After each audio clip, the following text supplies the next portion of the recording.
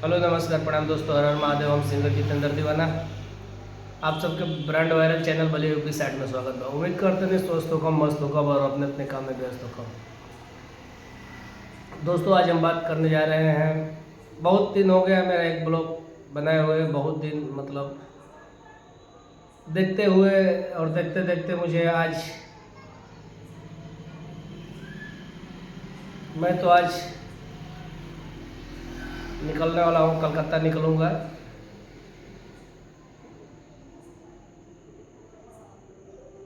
और मैं कलकत्ता जा रहा हूँ, लेकिन कलकत्ता जाने से पहले दोस्तों मैं बता दूं कि पेट्रोल पंप मुझे जाना था। मैं पेट्रोल पंप गया था तेल लेने के लिए। हम उत्तर प्रदेश बलिया ज़िला से अपने गांव से 11 किलोमीटर दूरी मतलब मैं दूर गया था।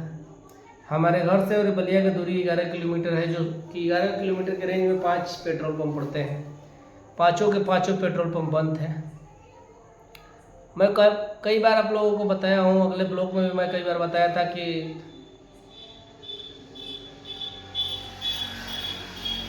महंगाई की महामारी बहुत तेज़ी से बढ़ रही है, और गैस सिलेंडर हो या तेल हो, ये सब पे मतलब महंगाई अंतिम चरण सीमा पे है। इसको देखते हुए मैं इस ब्लॉग को आज आप लोगों के बीच में सोचा कुछ बताऊं, तो अभी मैं ये बात यहीं स्थगित करता हूं। थोड़ी सी छोटी सी एक बात मैं बता रहा हूं दोस्तों। एक मेरा एल्बम आने वाला है, जिस एल्बम का नाम है प्यार में दिलू धोखा।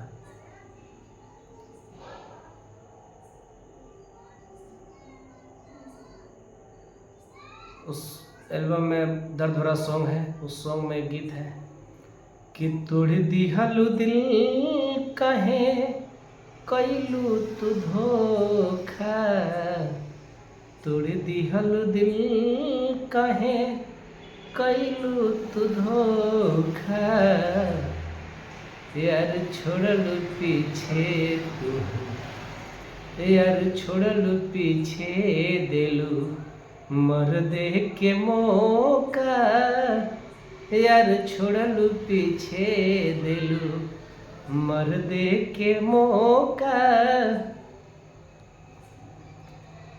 अरे हमारा से मिलत रहलू तरन आधी रात में, फोन जब करीला तो, अरे हमारा से मिलत रहलू रनिया धीरत में, फोन जदि करीला तो, अरे फोन जब करीला कहेलू मर्द बाटे साथ में, फोन जब करीला तो कहतारू मर्द बावे साथ में, तो दिल जब तोड़ले रहलू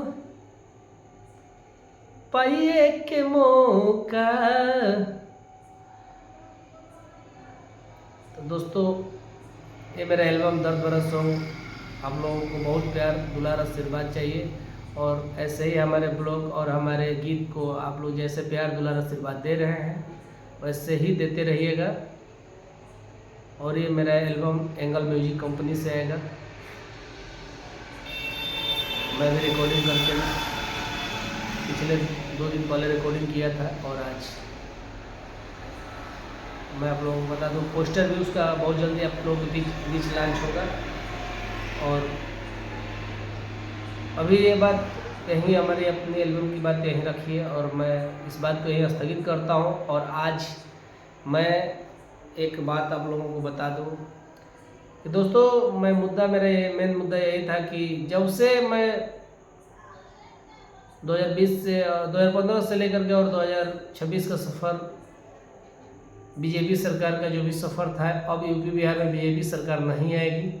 और मैं आप लोगों से ये गुजारिश कर रहा हूँ कि बीजेपी अगर कहीं से भी, लोग कहते हैं ना कि जब भी बीजेपी सरकार आनी होती है ना, जब भी इलेक्शन आता है तो नए नए लोग बहाली निकाल लेते हैं, नया नया बहाली होने लगता है, नया नया बात बताने लगते हैं, तो लोग उस पर देख करके बीजेपी सरकार दोबारा लाने में सोचना पड़ता है कि बीजेपी सरकार दोबारा आए। लेकिन इस बार अगर बीजेपी सरकार है तो देश बेच के खा जाएंगे सब। और मैं आज महंगाई अंतिम चरण सीमा पे थी, जो कि मेरे को पेट्रोल मिला जा करके आज बलिया सिटी में, और बलिया सिटी में मुझे पेट्रोल मिला है। और बलिया से और हमारे गांव की दूरी 11 किलोमीटर, 11 किलोमीटर के रेंज में 5 पेट्रोल पंप है जहाँ की कोई तेल नहीं था। और जो बलिया सिटी में पेट्रोल पंप था 105 रुपये लीटर पेट्रोल मिला है आज। 5 रुपया सीधे 11 रुपया लीटर में बढ़ा हुआ है पेट्रोल। और बढ़ती महंगाई को देखते हुए जनता आवाज़ नहीं उठा रही है। जनता मतलब 300 कमाने वाला इंसान आज 100 रुपये के पेट्रोल लेगा तो भी 1 लीटर में कम ही मिलेगा। 5 पॉइंट कम पेट्रोल मिलेगा, मतलब कि 1 किलोमीटर गाड़ी कम चलाएगा। तो दोस्तों, मेरा कहने का मेन उद्देश्य यह है, मेरा मेन मकसद यह है कि 2015 से लेकर के 14 से जब से मोदी जी बैठे हुए हैं तब से अंतिम चरण पे सीमा पे है महंगाई। और हर एक चीज़, हर एक आइटम बहुत सोच समझ के लेना पड़ता है। आज मैं ये बात करने जा रहा हूँ आप लोगों को बीच मैं बता देना चाहता हूँ दोस्तों कि मेरा इस ब्लॉग बनाने का मेन उद्देश्य यही है कि मोदी जी महंगाई कहाँ से कहाँ लेकर के आप चले गए। जो भी महंगाई थी पहले जो थी वो तो सही थी, लेकिन अब जो है वो सही नहीं।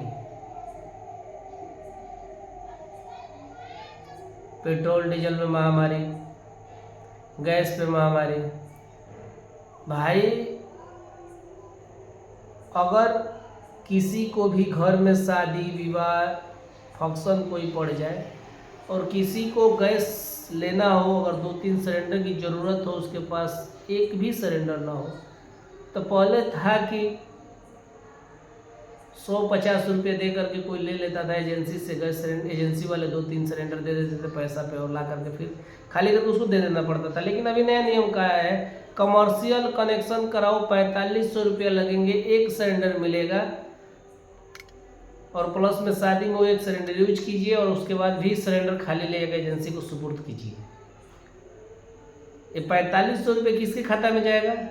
तो या तो एजेंसी वाले के खाता में जाएगा, या तो सरकार के खाता में जाएगा, या गैस जहाँ से आता है उसके खाता में जाएगा। मतलब स्टेप बाय स्टेप सब साले चोर हैं। इस पे सरकार की नज़र नहीं है। सरकार काला धन लाने में लगी है, सरकार महंगाई बढ़ाने में लगी है, सरकार देश को बेचने में लगी है। सरकार मतलब कोई ऐसा काम नहीं कर रही है जिस काम से हमें सुकून मिले, शांति मिले। मतलब हर एक बात खुल करके कहने से नहीं होता है। जब से मोदी जी आए हैं ना, तब से जनता आज तक कोई लाइन नहीं टूटी। ये मेरा मेन मुद्दा यही था कि जनता जब से मोदी जी आए हैं तब से आज तक जनता लाइन में ही लगी।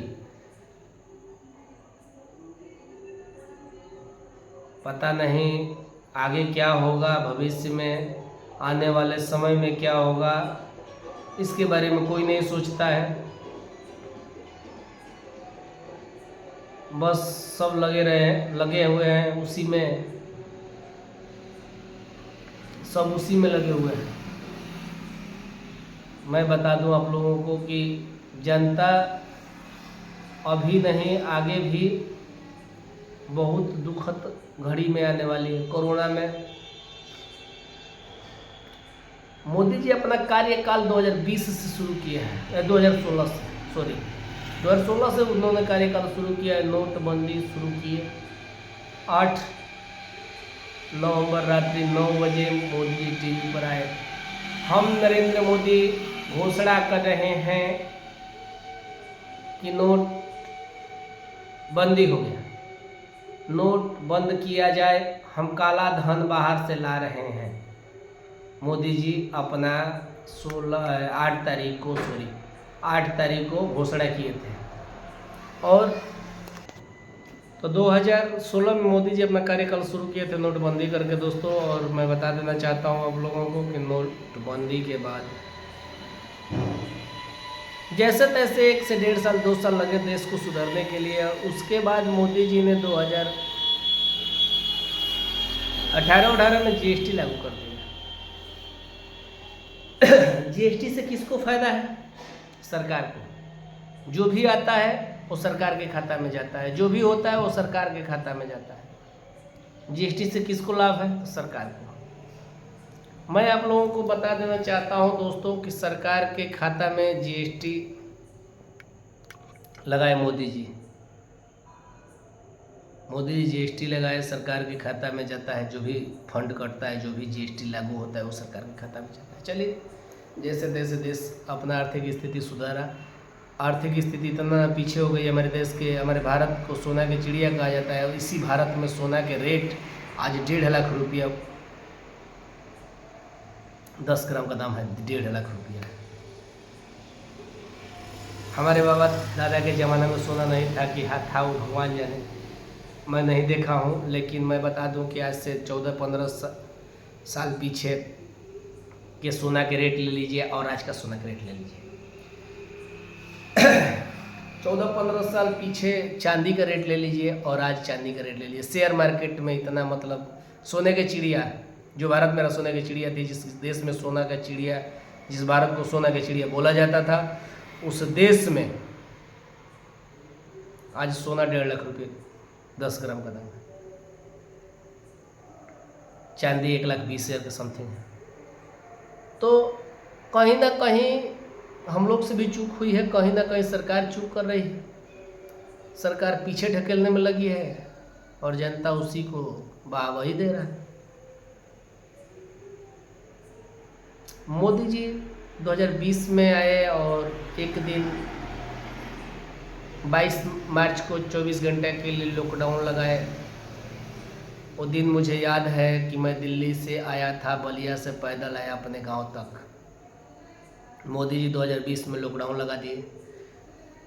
2020 में लॉकडाउन लगाए, 23 मार्च को संपूर्ण लॉकडाउन आए। टीवी पे घोषणा किए कि मैं नरेंद्र मोदी अपने देश को कोरोना काल से बचाने के लिए पूरे देश में 21 दिन के लिए संपूर्ण लॉकडाउन कर रहा हूं। और इस बात पे सरकार अमल हो गई, इस बात पे जनता अमल हो गई। जनता कोरोना डिटेंशन बना के रखती थी, जो भी है जनता डिटेंशन बना के रखती थी। जनता मतलब अपना बचाव करती थी। कोरोना काल में मरे कितने, मेन मुद्दा मेरा यही है। कोरोना काल में मरे कितने? कोई वीआईपी को ले लीजिए, कोरोना काल में नहीं मरा है। जो भी मरे हैं गरीब मरे हैं। कुछ लोग देश विदेश पैदल, प्रदेश से पैदल चलते हुए आए अपने घर तक। कोई घर पहुंचा, कोई बीच में ही मर गया। इस पे सरकार की नजरिया नहीं है, इस पे जनता की नजरिया नहीं। ये जनता नहीं देखती है कि हमें किस हद से गुजरना पड़ता है, हमें किस लाइन से गुजरनी पड़ती है, इस सरकार में हम क्या कर रहे हैं, इस पे जनता का नजरिया नहीं है। सरकार बहुत बढ़िया है। मैं किसी के खिलाफ नहीं, मुझे राजनीति नहीं करनी है और मुझे पॉपुलर नहीं बनना है। राजनीति करके मुझे हाईलाइट नहीं बनना है कि मैं राजनीति करूं, मुझे राजनीति करने की औकात नहीं है। लेकिन मैं इतना ज़रूर जानता हूं कि जो गलत है वो गलत है, जो सही है वो सही है, लेकिन ये सब गलत है। जैसे तैसे सरकार 2020 में 21 दिन का लॉकडाउन ख़त्म हुआ। जैसे 21 दिन का लॉकडाउन ख़त्म हुआ तो तक ले एक नया बखेड़ा किसी और का भी कोरोना काल में ये हस्ती मर गई, वो हस्ती मर गई, फलाने को कोरोना हो गया, फलाने को कोरोना हो गया। उसके बाद 21 दिन जैसे तैसे जनता काटी है। होता क्या था कोरोना में? 2 घंटा के लिए सुबह मंडी खुलती थी और 2 घंटा में कोई माल इधर से उधर नहीं आता था, कोई नहीं जाता था। कोरोना काल में कोई भी माल इधर से उधर नहीं आता था, ऑन स्पॉट नहीं होता था, कोई बाहर से माल नहीं आ पाता था। और जैसे तैसे उसी में जनता नाच रही थी। कोरोना काल में जितना काम हुआ है, कोरोना काल में जितना काम हुआ है उतना अभी नहीं हो रहा है, उतना बाद में नहीं हुआ था। उसके बाद जैसे तैसे 21 दिन बीते, 21 दिन बाद फिर एक दिन आए, जून महीना में था, 21 जून के दिन था वो। 21 जून को फिर लॉकडाउन, मोदी जी आए टीवी पर मुंह उठा करके फिर क्या बोल रहे हैं कि कोरोना महामारी बहुत तेजी से बढ़ रही है। मैं नरेंद्र मोदी आप लोगों को घोषणा कर रहा हूँ, आप लोगों को चेतावनी दे रहा हूँ कि मैं 6 महीना के लिए फिर संपूर्ण लॉकडाउन कर रहा हूँ, जिसमें कि 2 घंटे खुलेगा क्या, तो दवा की दुकान, दूध की दुकान। मैं सरकार से, मैं देशवासियों से मैं ये गुजारिश कर रहा हूँ कि बताइए, आप लोग कमेंट में मुझे ज़रूर बताइएगा कि क्या जिसको खांसी हो जाती थी उसको कोरोना हो गया है? ऐसा कुछ नहीं था। डर के मारे लोग अपने घर में दम तोड़ देते थे, लेकिन हॉस्पिटल नहीं जाते थे, इसलिए कि चेक कराएंगे, अगर कहीं खांसी निकल गई सीधे लोग क्वारंटाइन कर देंगे। क्वारंटाइन में खाना आता था, लेकिन किसी जनता को, किसी गरीब को नहीं मिलता था, बीच में ही बेच खा जाते थे खाना। कोरोना काल में जो भी क्वारंटाइन था, जो कि अदर बाई अलग अलग जेल बनाए गए थे, अलग अलग कटघरे बनाए गए थे, अलग अलग जगह बनाया गया था, उस जगह पे सबको शिफ्ट किया गया था। उनमें समय से भोजन तक नहीं मिलता था। गांव के बड़े बड़े लोग वितरित करते थे अपने यहाँ से भोजन अपने जगह पे ले जा करके। इस पे सरकार कहाँ गई? सरकार यहाँ से आता है। हमारे यहाँ का मंत्री, विधायक, नेता, हमारे यहाँ के बड़े बड़े पूजनीय, बहुत पहले के जो भी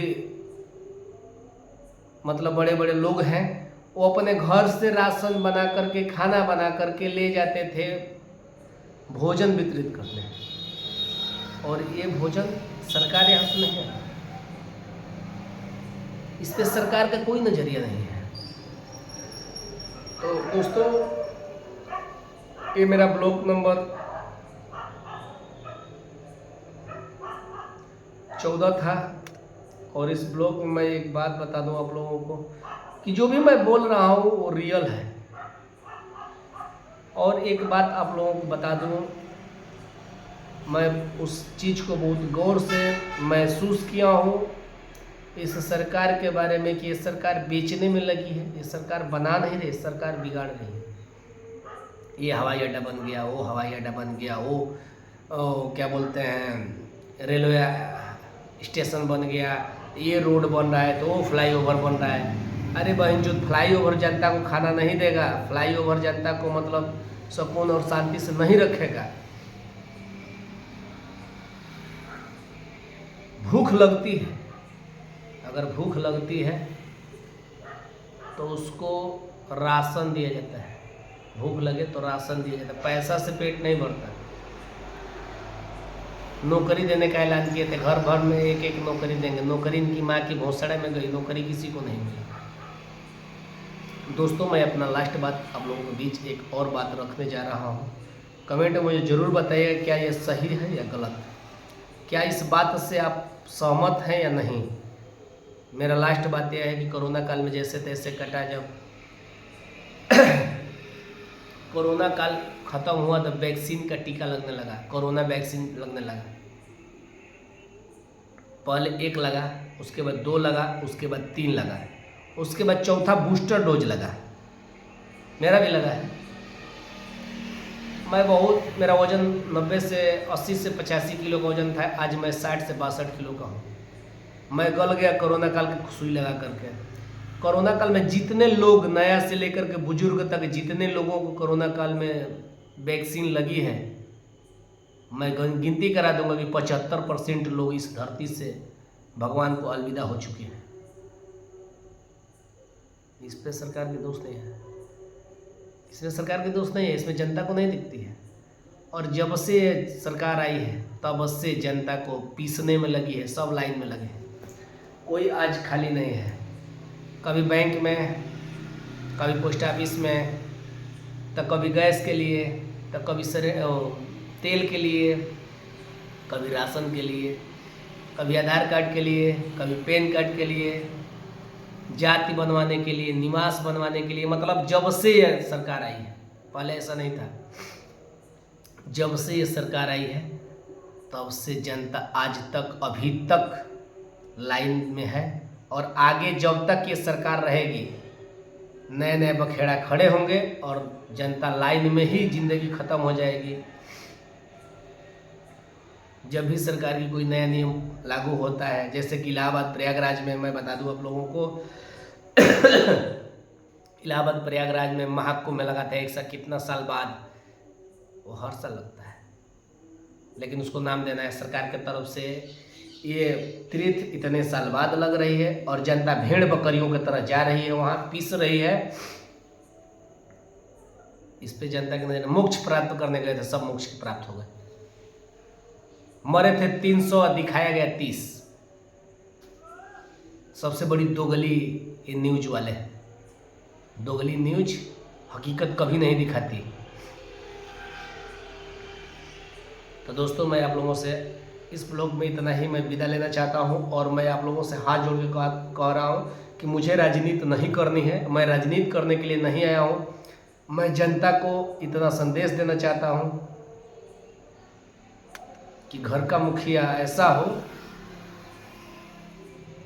कि जो परिवार को बटोर के चले, परिवार को बिखेर के नहीं। लेकिन ये मुखिया ऐसा है कि औरत को मुखिया बनाया। कितना औरत को इस्तेमाल किया होगा। इसके सरकार में कौन कौन से बाबा आए, कौन कौन से गए, मैं इतना नहीं बताऊंगा। मैं अभी अपने ब्लॉग में इतना ही और आप लोगों से मैं जितेंद्र दीवाना विदा लेता हूं और मैं यही कहूँगा, कभी भी मुखिया मालिक मर्द ही था और आगे भी मर्द ही रहेगा। यह सरकार अपना रोटी सेकने के लिए औरतों को ढाल बनाई है। ये समझ में किसी को नहीं आता है। औरत कहती है कि मोदी जी ये कर दिए, मोदी जी वो कर दिए। मर्द को भड़ुआ बना के रख दिया, चूड़ी पहना करके रख दिया ये मोदी सरकार साला। फिर मिलते हैं, तब तक सुरक्षित रहिए, स्वस्थ रहिए और अपने अपने काम में व्यस्त रहिए। और एक बार मेरे ब्लॉग को जरूर देखिए। अच्छा लगे तो प्यार दुलार आशीर्वाद, लाइक सब्सक्राइब शेयर कमेंट करना मत भूलिएगा।